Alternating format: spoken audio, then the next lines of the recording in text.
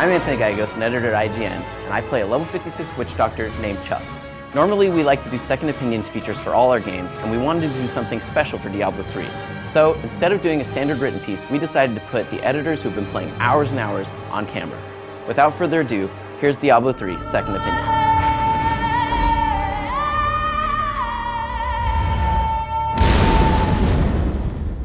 My name is Jay Karchi, and I'm a community manager here at IGN, and I have a level 60 wizard named J-Rex. I'm Destin Legary, an editor at IGN, and I play a level 20-something barbarian whose name is DestinRL. So I guess, guys, the first thing is you guys read my review. You've played way too many hours of the game. I mean, what's your guys' take? There's a lot of clicking. But I mean, Destin, this isn't even the type of game that you normally play, right? No, not at all. So I went in, I'm like, well, what class should I pick? I asked Charles Onyett that, and he's like, well, definitely go with Barbarian. So I tried out Barbarian, and I was like, well, let's see what this is all about. And I hit the first guy, and it just goes, whoomp, and the body goes like flying into oblivion. And I was like, I'm hooked. It's very satisfying. Yeah. I mean, Jay, is this like the sort of thing that you've been a big Diablo fan in the past, or is Diablo 3 kind of like, a new introduction for the series to you? I've always been a big Diablo fan. Diablo 2 I played almost more than any other game. It's inevitably going to be compared to Diablo 2, and anybody who's played Diablo 2 that long was put off a little bit at the beginning for it, because part of Diablo 2's success came from its difficulty, and you had to plan your character out. If you misplaced one skill point, you might have to remake your whole character. So the name of Diablo 3, the name of the game was accessibility for everyone to get involved, which was great. I think they've done a fantastic job just making everything smoother from the beginning to the end. One thing that definitely changed the game was the auction house. So at the end of the game, you reach level 60, and of course you just want to farm, you want to kill monsters, farm for more gear. But the thing is, it just feels like, since the drop rates are so low, like it takes forever to find cool stuff, you're forced to go to the auction house and spend millions of gold on these big items, which is fun at first, but it does grow on you, or it wears on you after a while. So it does feel, from someone playing Diablo 2 hundreds and hundreds of hours, it feels kind of old and tired once you get to level 60. But when I beat the game, like, I want to start a new character. I don't need to beat the game to start a new character and see what their powers are like and everything. So for me, I get to the end of the story content, it's just like, well, what's my incentive to go back? Just get more gear and play the same content again? Yes. Granted, everything's like randomly generated for the levels, but I don't know, like once I beat it, I can feel like, I feel pretty good about that. I beat the game. I really, really like the game, but what percentage of people are going back and playing on harder difficulties after they go through all the acts? That's a good question. It's probably pretty low. So. I'm guessing, I'm totally guessing, don't quote me on that, yeah. I think the biggest factor right now is how much effort they're putting in after the fact to tweak and update and balance. They have open discussions all the time on their forums about how they can make things better, what small changes they make to make the game smoother, make people happier, make people feel more welcome.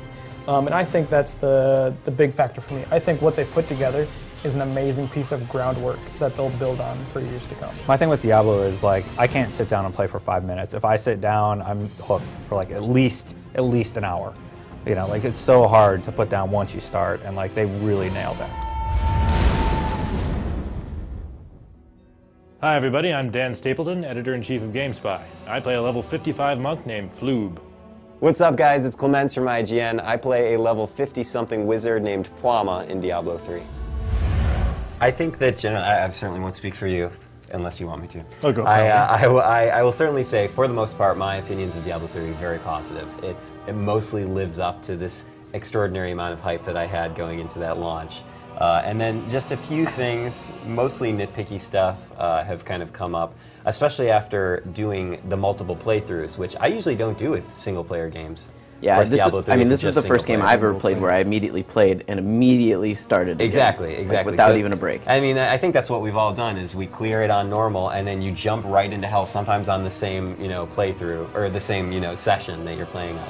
And I've done that, so I'm in my third playthrough already. I haven't even gotten to Inferno yet, and I am still enjoying it. But you have some problems there. I do. No, I am also enjoying it. I'm enjoying it a lot. I'm still probably going to go home and play it tonight. But I still have a list of things as long as my arm that I would have done way differently. I mean, like what? What's at the top of the arm list? Yeah. Well, man, ranking the top one. I think probably the thing that drives me the craziest is the really low difficulty on the normal playthrough that you cannot skip. Like, I would love to start another character and play, and I have started a couple other characters, but I haven't played them very far because normal is so stupidly easy that I don't want to go through the chore of playing through 10 hours or so where I probably wouldn't ever die. I'm curious, Ryan, you know, I knew that going into it, you were like, you know, first time I play through, playing with no one else, playing by myself. That way I can watch the cutscenes at my own pace, I can listen to every bit of dialogue, do every bit of optional dialogue.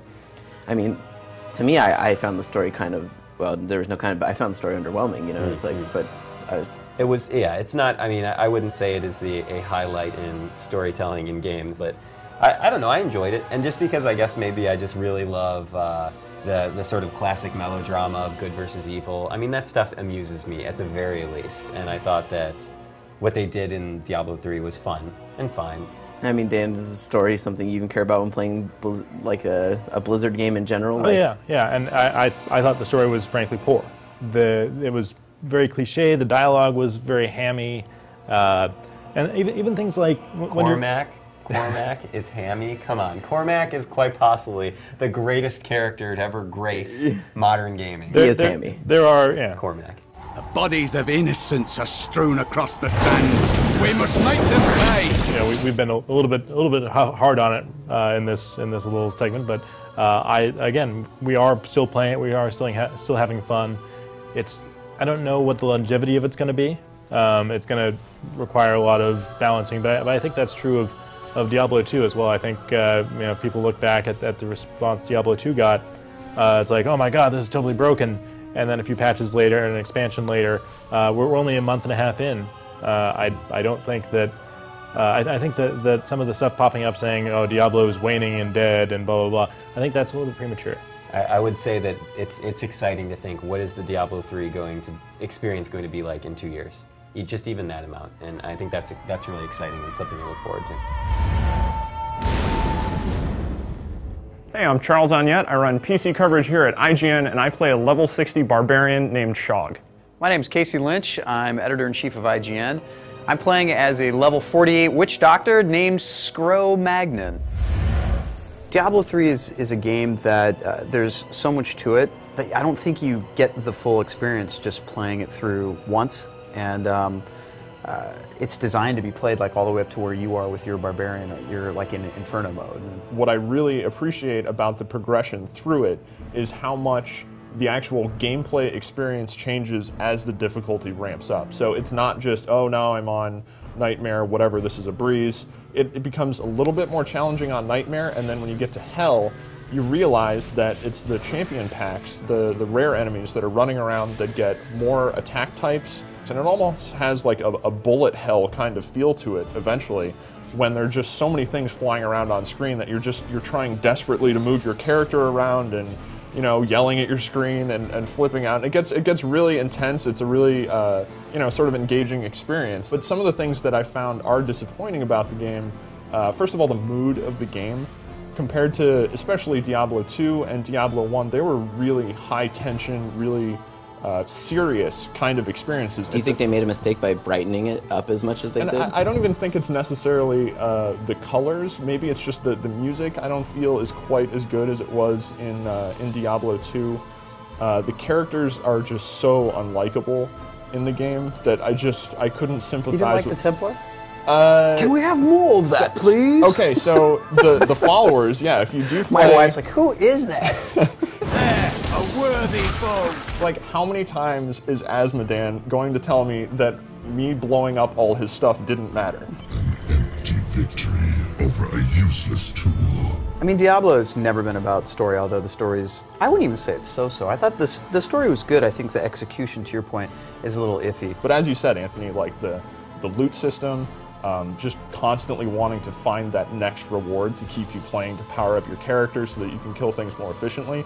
That's still very well done. I mean, how do you guys feel about the auction house and this one in general? Like, you know, do you feel like the auction house has been pretty well implemented, or I mean, I don't like buying because I feel like it does cheapen the progression. I do like playing through Diablo and feeling like I have earned everything that I'm wearing. Like I built my character. I didn't just buy my character. I think that they took a cue from World of Warcraft with the auction house. I think it works really well in that perspective. And giving people the ability to just go in and grab something really quick. I think that's just only a good thing for somebody who's playing and wants that. I mean, it's nice that that's there. I feel a little bit like they're still clinging to the sins of the past with World of Warcraft, where they're not necessarily rewarding long-term players. It's a grind to go through all of that. I mean, they could very easily implement a system where, say for instance, you get 2 characters up to hell, then maybe you earn the ability to jump past normal and nightmare, and you can just start a character right on hell. Or you start with a character like what they did with the Death Knight, the creation of a character that started at level 55. Yeah. One of the things that's so nice about Diablo to me is just that the game that we're playing now, and even these little things that we're like, why is this like this, and why is this like that? Well, like Blizzard has proven with their track record that they're 100% capable if they decide it becomes like an issue to go in there and address these things and change it and add in, a version where you could start a character at level 50 or something. Like that's totally like not implausible. We can play armchair game designer here because there's a chance that these things could actually be real. And I think that that's one of the coolest things about Diablo. And I will say I've played the game for over 100 hours and I've loved every minute of it. So as you can see, opinions differ a little bit when it comes to Diablo 3. Whether it's the storytelling or the difficulty, we don't always see eye to eye. But one thing's for certain, over the coming months and years when Diablo 3 keeps getting patched, we're going to keep playing it. So for more on Diablo 3, keep it locked to IGN.com.